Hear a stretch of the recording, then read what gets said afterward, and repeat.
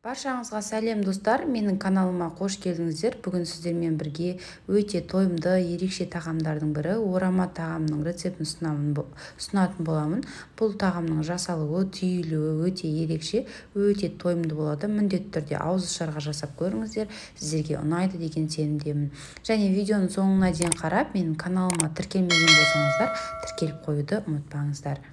Ал ендеше бастаймыз. Ең әуелі қамырын дайындап аламыз. Ол үшін бізге жұмыртқа қажет. Жұмыртқаның үстіне суымызды құйып, татымына қарай тұзымызды салып, тұзымыз ерігенше жақсылап араластырып аламыз. Ұнды міндетті түрде илектен өткізіп, шетінен қоса отырып, қамырымызды илейтін боламыз.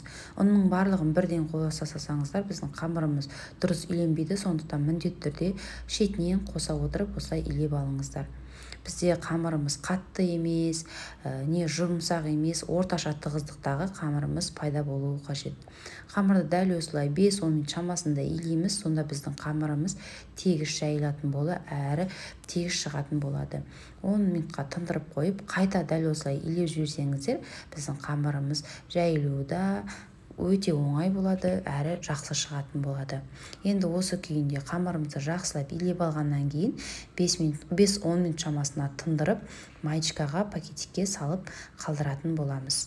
Ал оған дейін начинкамызды дайындаймыз. Ол үшін тартылған сиыр еті, менде тартылған сиыр етін алып, үстіне пиязымды салдым, картопты салдым, және қалауларыңыз бойынша асқабақ салсаңыздар болады. Мен тойымды болсын деп кішкене асқабақ салдым. Енді татымына қарай тұзымызды, қара бұрышты және кез келген дәмдеуіш приправаларды қолдансаңыздар болады.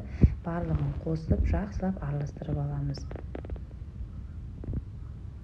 Сұйық май қосып жіберсеңіздер де болады. Мен қоспадым, фаршым майлы болғандықтан барлығын жақсылап, тұзымыз бен қара бұрышымыз сіңгенше жақсылап араластырып аламыз. Осымен біздің начинкамыз дайын. Қараңыздар, бір-екі қылып араластырып алдым. Ал енді тынған қамырымызды аламыз. Осылай ыңғайлы болу үшін, бөліктерге бөлу үшін ұзынша қылып алдым. Енді шетінен бөліктерге бөліміз 5-еу, 6-ау, 7-еу, 10 шақты қылып, немесе кішірек қылғыларыңыз келсе, осылай бөліктерге бөліп аламыз. Енді қолымызбен кішірек зуала қылып, осылай барлығын домалатып, жасап ыңғайлы болу үшін жасап алатын боламыз. Мінекей барлығын жасап алғаннан кейін шетінен жаятын боламыз. Қалған бөліктердің қатып қалмас үшін, қаязып қалмас үшін бетін жауып қоямыз да, шетінен осылай зуаланы алып жаятын боламыз. Бұдан кіші қылып жасасаңыздар болады. Мен орташа қылып жасадым. Енді алғашында осылай оқтаудың көмегімен жаямыз. Кейіннен осылай орай отырып жаямыз.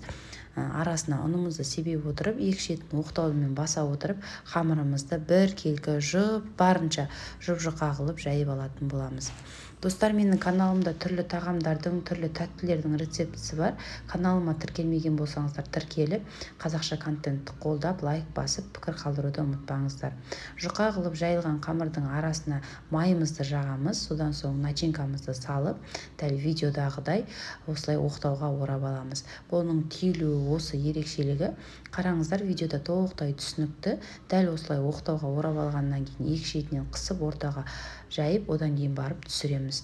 Мінекей бізде осындай орамаларымыз дайын болады. Сіздерге түсінікті болу үшін қайтадан көрсетейін.